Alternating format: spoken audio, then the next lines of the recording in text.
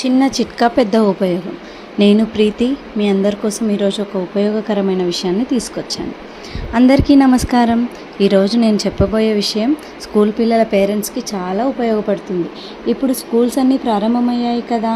ఈ సమయంలో ప్రతి ఇంట్లో ఉండే ఒక కామన్ ప్రాబ్లం ఏంటంటే బుక్స్కి, నోట్బుక్స్కి కవర్లు వేయడం.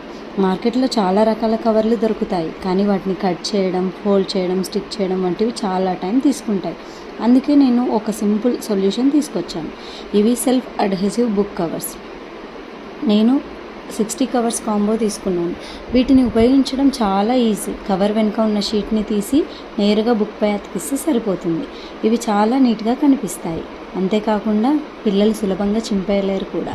మీ సమయాన్ని ఆదా చేయడంతో పాటు బుక్స్ని చక్కగా ప్రొటెక్ట్ చేస్తాయి.